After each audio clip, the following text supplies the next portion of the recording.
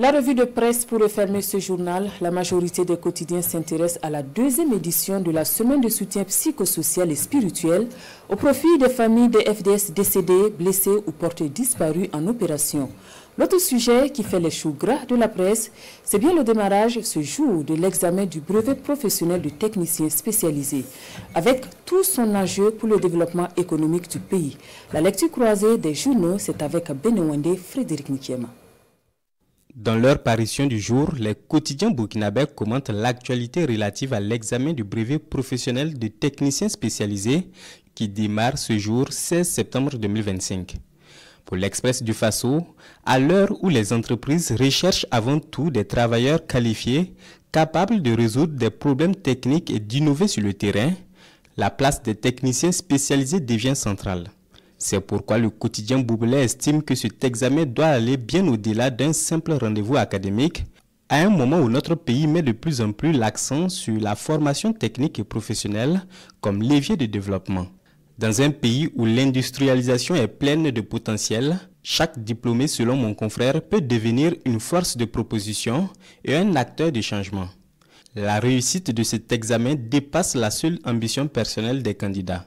Elle engage aussi l'avenir collectif, celui d'une nation qui aspire à transformer ses ressources locales en richesses et à construire un tissu économique solide selon mon confrère. Autre sujet à la une des quotidiens burkinabés, la deuxième édition de la semaine de soutien psychosocial et spirituel au profit des orphelins et des veuves des militaires décédés, blessés ou portés disparus en opération. Un soutien de la hiérarchie militaire aux familles des FDS tombés, titre le journal Le Quotidien.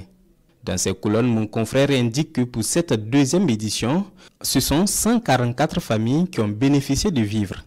En outre, les élèves ayant excellé aux examens du CEP, du BPC et du baccalauréat ont reçu respectivement des vélos, des bourses d'études, une motocyclette et des enveloppes. Le camp Nabakoum 2 en formation bouclier écrit l'observateur Palga qui précise que le chef d'état-major général des armées, le général de brigade Moussa Diallo, était présent à l'événement pour témoigner son soutien à ses familles des frères d'armes tombés au front. Notre soutien à votre endroit est un devoir moral, social et institutionnel. Vous portez les séquelles des sacrifices consentis pour la défense de la nation. Pour ce faire, l'institution militaire vous doit un accompagnement global, durable et empreint de dignité.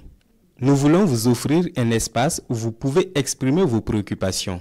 Propos du chef d'état-major général des armées, repris par Sidoya.